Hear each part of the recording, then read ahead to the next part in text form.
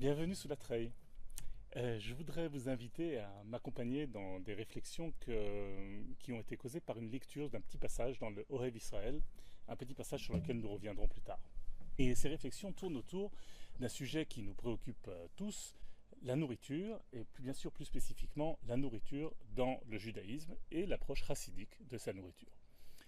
Manger est une préoccupation essentielle de l'homme et nous consacrons une grande partie de notre temps à la nourriture. Tout ce cas pour gagner notre pain, préparer, manger bien évidemment, tout ce qui touche à se sustenter est vraiment une partie importante de notre vie. Dans notre monde occidental, notre préoccupation principale tourne autour plutôt de moins manger ou manger mieux, mais ça n'a pas toujours été le cas.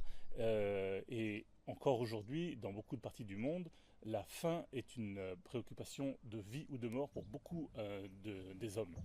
Le manger est une fonction essentiellement matérielle, corporelle, mais c'est cette dimension spirituelle qui nous intéresse aujourd'hui, et le judaïsme y attache énormément d'importance. La première mitzvah, le premier commandement que Dieu ordonne à l'homme, à Adam et Ève, est dans le deuxième chapitre de la Genèse, lié à la nourriture. Mikol et sagan achol tochal. Ce qui veut dire, tu mangeras de tous les arbres du jardin. Ce verset est généralement mal traduit en français et il est interprété comme une permission de manger des arbres du jardin d'Éden. Mais sa traduction plus exacte est en fait un ordre de manger. Achol tochal, vraiment un ordre explicite, tu mangeras de tous les arbres du jardin. Et bien évidemment, il est accompagné du premier interdit, qui est d'ailleurs le seul, touchant également à la nourriture, Mietzadat, Dovara, Lotochlu, de ne pas manger de l'arbre de la connaissance du bien et du mal.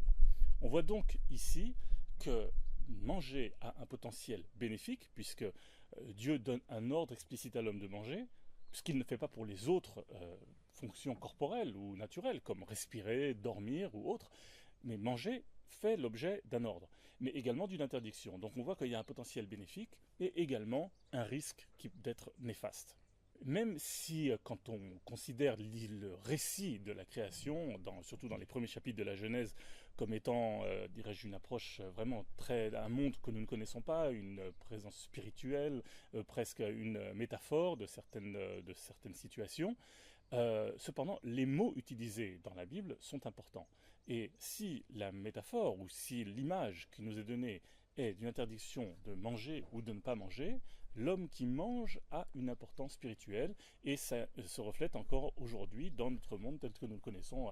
D'ailleurs, beaucoup des commandements, beaucoup des mitzvot que nous suivons, des préceptes que nous suivons aujourd'hui quotidiennement sont liés à la nourriture. On le voit depuis toujours, même là où il y a le plus haut travail, le plus haut culte spirituel de l'homme, donc au sein du temple, cela est exprimé par la nourriture. En effet, les corbanotes, les sacrifices, sont consommés. Ils ne sont pas, pour la plupart, brûlés intégralement sur l'autel. Ils sont, pour la plupart, et dans leur plus grande partie, consommés, que ce soit par les prêtres, les kohanim, ou par le propriétaire du sacrifice en question. De plus, il y a d'autres commandements, préceptes qui sont suivis encore aujourd'hui autour de la nourriture. Bien évidemment, la consommation de la matzah, de Pa'azim, la veille de Pessah, qui est une obligation, mais également tout ce qui touche à le kiddush, la sanctification du Shabbat ou des fêtes, qui d'ailleurs précèdent toujours un grand repas. On a l'habitude de dire dans le judaïsme que toutes les fêtes tournent autour de « on a essayé de nous exterminer, ils n'y sont pas arrivés », allez on mange. Et donc c'est vrai, toujours les fêtes sont l'occasion de grands repas de famille et qui sont vraiment la pièce centrale de toutes les festivités. Même le jour du jeûne, le jour du grand jeûne, Yom Kippour, est précédé par un repas qui est obligatoire. Et les sages nous apprennent que cette consommation, ce repas-là, est aussi important que le jeûne lui-même. Les événements de la vie également sont accompagnés de seudot mitzvah, de repas qui font l'objet d'une obligation de se nourrir.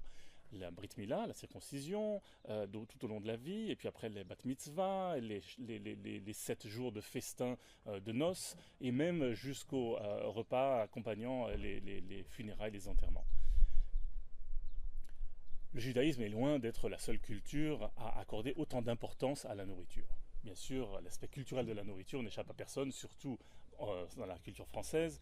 Et d'ailleurs, la plupart des gens rencontrent les autres cultures par le biais de la nourriture. Qu'est-ce que l'homme occidental, dirais-je, moyen connaît des autres cultures? Surtout leur manière de manger, telle qu'elle est reflétée par les restaurants ethniques qui sont répandus aujourd'hui un peu partout dans le monde. Fort de ce savoir, le Talmud ne s'attarde pas uniquement sur les interdictions ou sur les préceptes qui touchent à la nourriture. Mais le Talmud ne s'arrête pas là. Il va jusqu'à s'occuper des manières de table, de la fréquence des repas, de l'heure à laquelle on mange, et nous donne des conseils vraiment sur tous les aspects qui sont autour de l'art de la table. Dans le traité Shabbat, page Yud, page 10, dans sa première partie, le Talmud nous fait part de 6 degrés différents de culture qui se reflètent par l'heure à laquelle l'homme prend son premier repas. Rav Kook, dans son livre Enaya, commente ce passage. Je vais essayer d'en lire un petit peu avec vous. Donc en fait, le passage parle de ces 6 degrés, des 6 degrés qui se résume à 6 heures différentes à laquelle l'homme mange. Le premier degré est le sauvage, un sauvage qui lui est l'oudim, le sauvage, même Rashi nous explique que c'est un sauvage qui est même anthropophage. Lui, il n'a aucune règle de morale, aucune règle culturelle, il n'est limité par rien, et donc il laisse cours à ses pulsions les plus basiques, sans aucune limite et sans aucune préoccupation, et lui est le premier qui se jette sur la nourriture vraiment dès son réveil. Et puis on évolue vers des niveaux plus élevés de culture jusqu'au sage, le Talmid Chacham, qui lui attend jusqu'à 6 heures avant de consommer. En fait, il est le 6e niveau, ce ne sont pas vraiment des heures littérales. Il attend pour pouvoir d'abord satisfaire à ses besoins spirituels, notamment par la prière et par l'étude, avant de se sustenter et de satisfaire ses besoins corporels. Mais la Talmud ne s'arrête pas là. Et le passage suivant est très intéressant parce qu'on pourrait penser que donc plus on attend, plus on repousse, plus on contrôle ses besoins corporels et plus on est élevé du point de vue culturel ou du point de vue de l'évolution spirituelle. Or, rien n'est moins juste, car en effet, au-delà de 6 heures, le Talmud dit que c'est néfaste. Il ne faut pas attendre, pas trop retarder. Et le Enaya, le Rav Kook, qui écrivait au début du XXe siècle en Israël, et le premier grand rabbin d'Israël, nous explique que pourquoi repousser est si néfaste? Parce que ça reflète une haine de la vie, sinat achaim. Et c'est vraiment le texte, l'expression qu'il utilise. Et cette haine de la vie qui se reflète par une espèce de rejet de la satisfaction des besoins corporels est forcément très négative.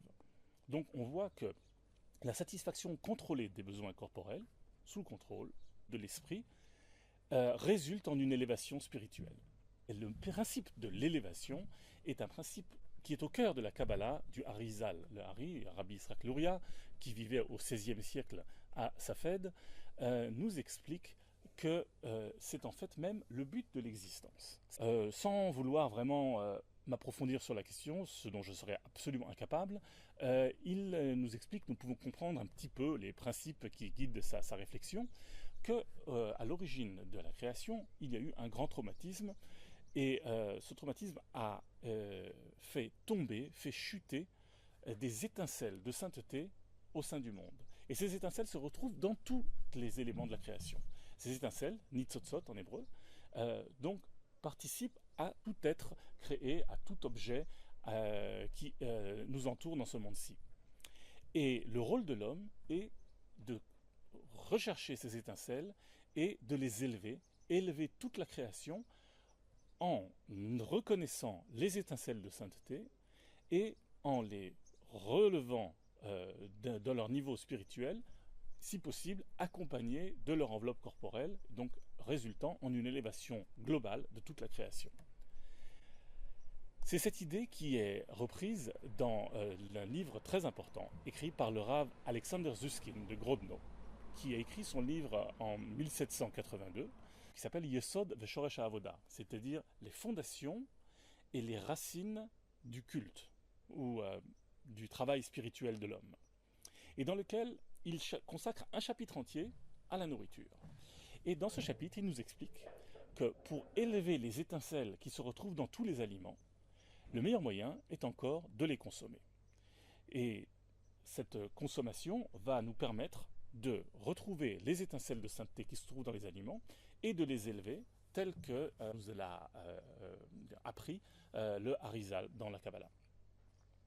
Bien évidemment, les étincelles ne se retrouvent pas, ces étincelles-là ne sont pas de la même intensité, elles ne se retrouvent pas dans la même, dirais-je, qualité dans chacun des éléments de la création. Et il nous explique, le Rav Alexander, que d'après l'ordre de la création, les étincelles sont plus ou moins élevées. Par exemple, dans les minéraux, tels que, par exemple, quand on parle de nourriture, on va penser immédiatement au sel, mais également aux manières non organiques, comme par exemple l'eau, on retrouve très peu d'étincelles de sainteté. Et puis, plus on s'élève dans l'ordre de la création, par exemple vers le végétal, et bien évidemment après vers l'animal, les étincelles sont plus complexes, plus intenses et d'une meilleure, on va dire, qualité de sainteté. Même au sein d'un même ordre, par exemple au sein du végétal, il nous explique que les herbes sont d'un niveau inférieur aux grains ou aux fruits qui, eux, sont le résultat d'une évolution plus complexe.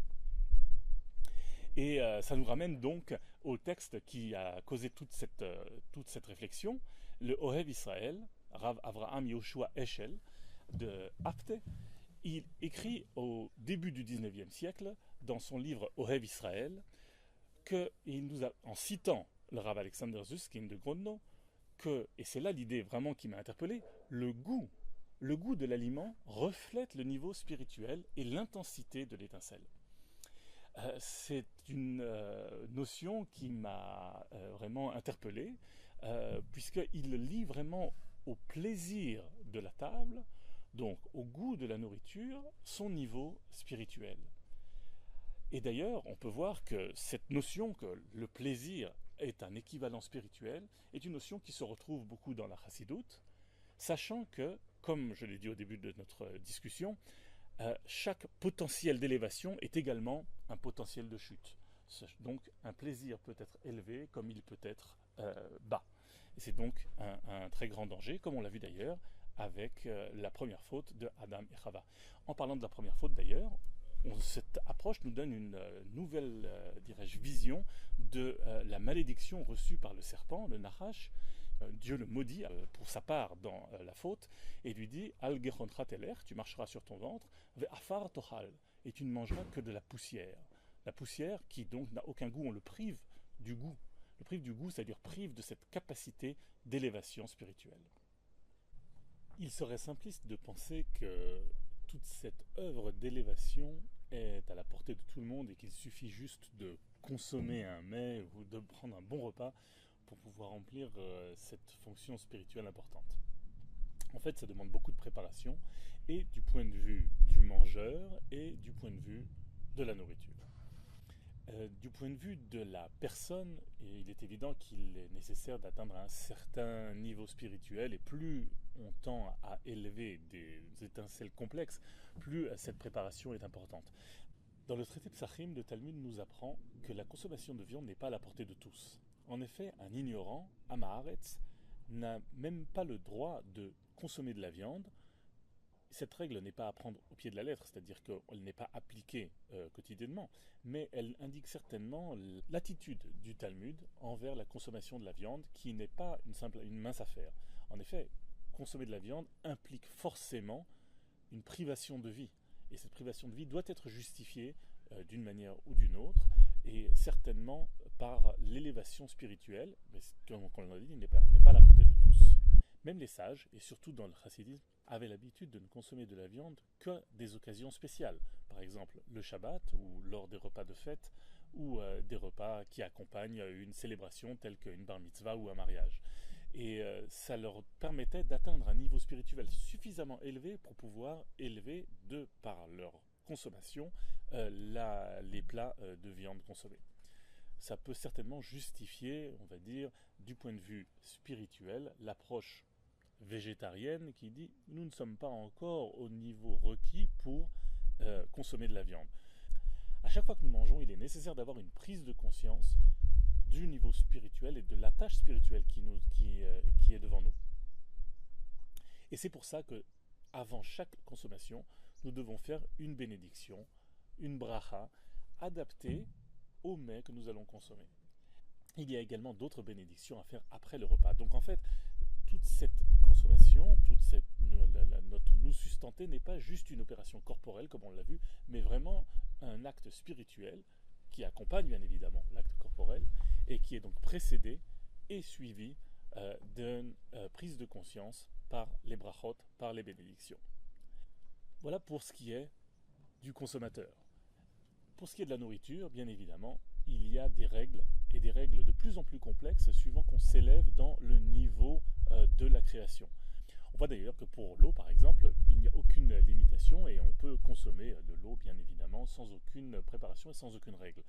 Pour ce qui est des végétaux, il y a déjà des règles beaucoup plus complexes qui touchent surtout la culture.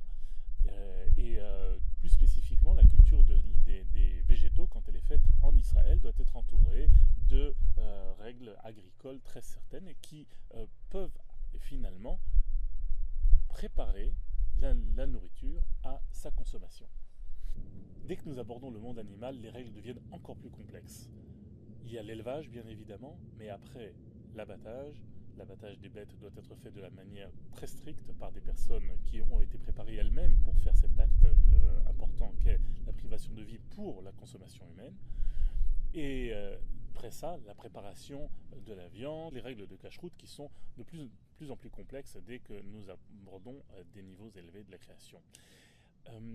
Une autre considération qui peut être intéressante à remarquer est que le besoin corporel est inversement proportionnel à ce niveau-là. En effet, on peut rester et survivre parfaitement et même être très actif pendant plusieurs jours en ne consommant que les minéraux, que de l'eau et du sel. Et nous savons tous qu'il est parfaitement possible de vivre une vie complète sans consommer de viande en restant uniquement autour du monde végétal. La consommation de la viande est quelque part un luxe, quelque part un acte superflu, un acte supérieur qu'il n'est pas donné à tout le monde de faire et qui devrait être accompagné d'une élévation spirituelle avant, pendant et après la consommation. En conclusion, on peut dire que pour la chassidoute surtout, et pour le judaïsme en règle générale, nous vivons pour manger et nous ne sommes pas en train de manger juste pour sustenter la vie. La nourriture et la consommation de la nourriture a une dimension spirituelle importante qu'il est nécessaire d'apprendre et d'appliquer au jour le jour.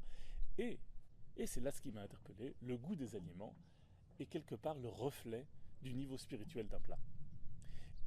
Et c'est pour ça que je vous encourage à investir dans votre préparation personnelle, dans la préparation des plats, pour qu'ils puissent refléter un niveau spirituel élevé, et de par la personne, et de par la compagnie avec laquelle vous mangerez, et de la manière à laquelle on mange, mais également par le goût exquis que vous allez donner à vos plats. Alors, je vous souhaite à tous un excellent appétit à vos fourneaux. Si vous avez aimé, n'oubliez pas de vous abonner et donner un like. Et puis, à très bientôt sous la traille.